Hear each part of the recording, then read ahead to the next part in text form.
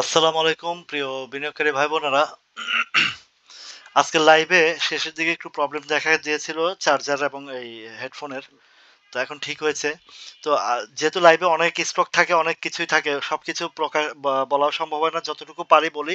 তো সেখান থেকে 15টা স্টকের একটু আলোচনা জন্যই আমি লিস্ট করেছি। খুব শর্টকাটে বলবো, হ্যাঁ, শর্টকাটে বলবো, আপনাদেরও বেশি একটা সময় নিব না।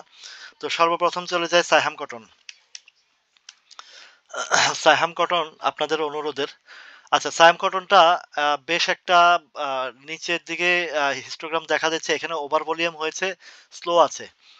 এই দিকে উপরে সাপ্লাই, তো সাপ্লাই যেহেতু আছে, একটু একটু চিন্তা ভাবনা করবেন। এদিকে হিস্টোগ্রামের বার হালকা দিকে যাচ্ছে এবং আরএসআই নিচের দিকে নামছে।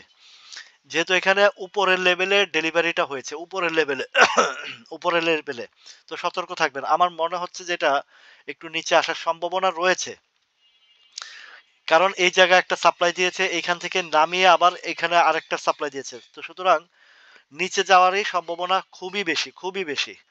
সাহাম কটনটা যদি নিচে আসে তাহলে এদিকে একটা সাপোর্ট ক্রিয়েট করবে, এখানে একটা সাপোর্ট ধরবে, সেটা হচ্ছে 15 টাকার 90 পয়সা বা 16 টাকার দিকে। এর উপরেও আরো আছে, হয়তো বা 16 টাকা 20 পয়সা পর্যন্ত আসতে পারে। তো এখন এখানে একটা রিটেস্ট হয়েছে।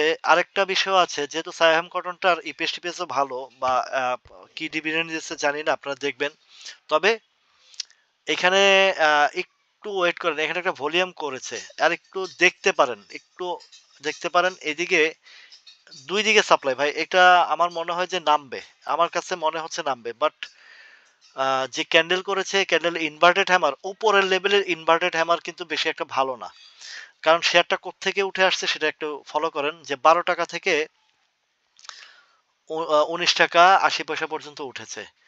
তো বাজার একটু সাপোর্ট পাইলে এখানে একটা সাপোর্ট ক্রিয়েট করে আছে, আর একটু আমার আমার হিসাব মতে একটু দেখা যায় এখান থেকে, হয়তোবা একটু দেখা যায় আর একটু উপরে যাওয়ার সম্ভাবনা আছে। যদি প্রিভিয়াস সাইডটা যদি দেখি,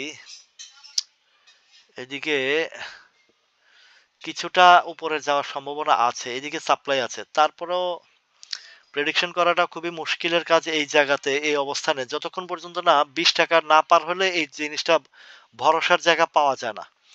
তো যতক্ষণ পর্যন্ত এটা ব্রেকআউট না হয়, 19 টাকা 50-এর উপরে না যায়, ততক্ষণ পর্যন্ত আসলে প্রেডিকশন করা খুবই মুশকিল। এখানে একটা সাপ্লাই যাচ্ছে, এখানে একটা সাপ্লাই গেছে, এখানে একটা সাপ্লাই গেছে গেছে এখন উপরে ট্রেড করে ধরে রাখছে। হিস্টোগ্রামের বারটা হালকা হচ্ছে, সুতরাং সাবধানতা অবলম্বন করাই উত্তম হবে। যদি পারেন এখান থেকে হয়তো অন্য ভালো যেগুলো বটম সাইডে আছে ওগুলো দেখতে পারেন। এটা হচ্ছে সায়াম কটনের বিষয়টা, আমার বিশ্লেষণ। তো আপনারা আপনাদের চিন্তা ভাবনা করে করবেন। এরপর আসেন মনোস্পুলের ব্যাপারে। আমি আহ, এ- যে কথাটা বলেছিলাম, অলরেডি একটা প্রফিট দিয়ে আসছে। তো এখন এখানে একটা গ্যাপ আছে, গ্যাপটা ফিল আপ করার জন্য হয়তো নিচে আসতে পারে, 101 টাকা পর্যন্ত আসতে পারে। হিস্টোগ্রামের বার ডাউন, নিচে আসবে এরকম একদম সিগন্যাল দিচ্ছে। তো যেহেতু ডাউন ট্রেন্ডে আছে, এটা ডাউন ট্রেন্ডে কাটাতে বেশ সময় নেবে। তো আপনারা আপনাদের ভাবে চিন্তা ভাবনা করবেন। এখানে 100 টাকা, 101-2 টাকার ঘরে, 101 টাকার ঘরে একটা গ্যাপ আছে, গ্যাপটা ফিল আপের জন্য আসতে পারে।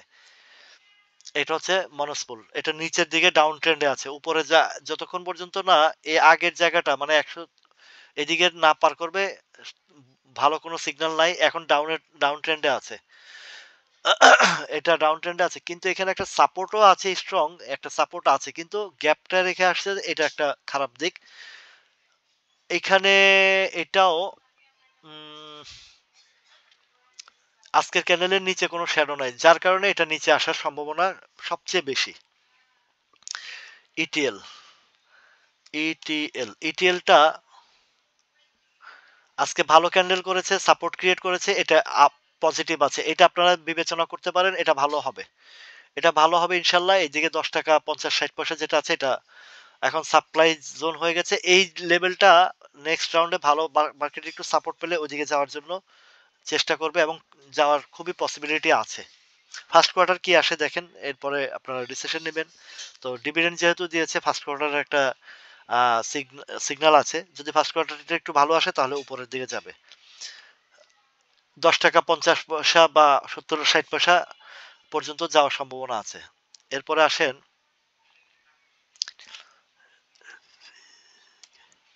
ফ্যাক ডিল,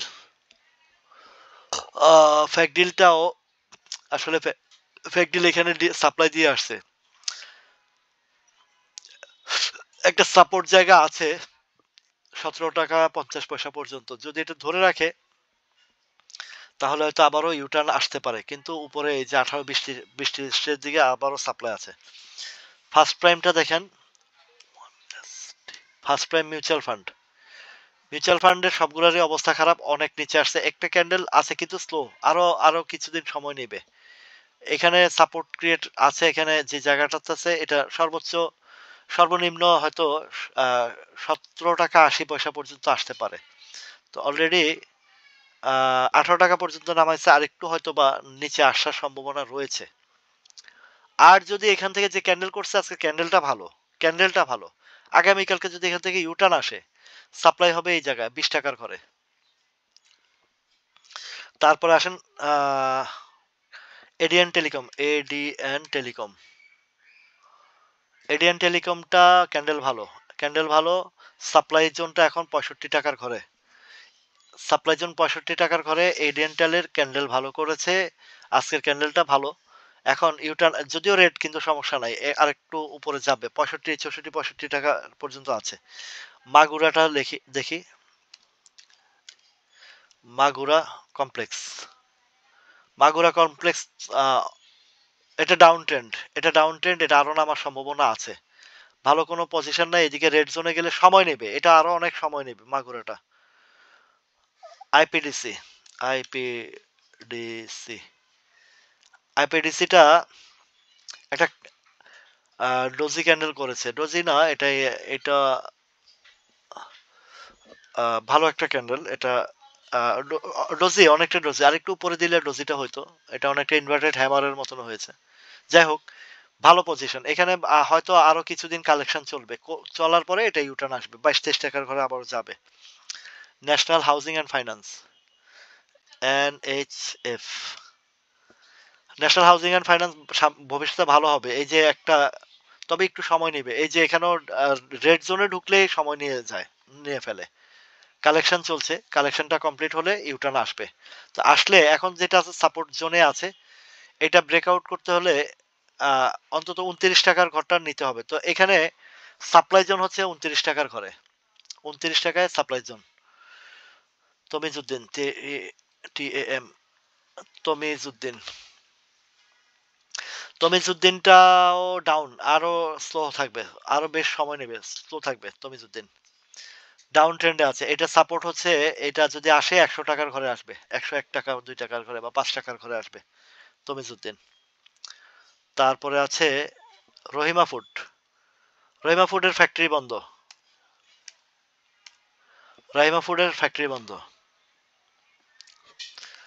এটা 160 টাকায়, এখানে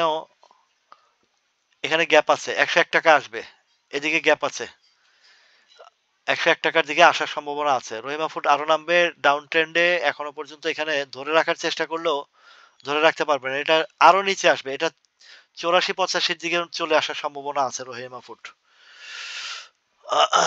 তারপরে হচ্ছে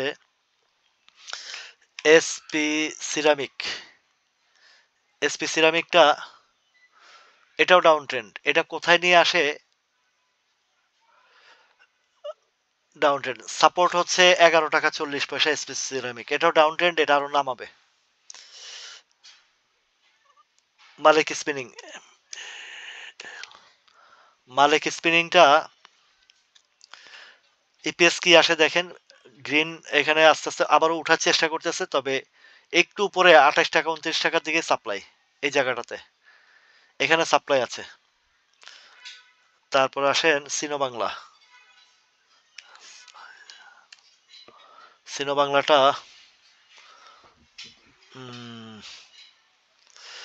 সিনো বাংলাটা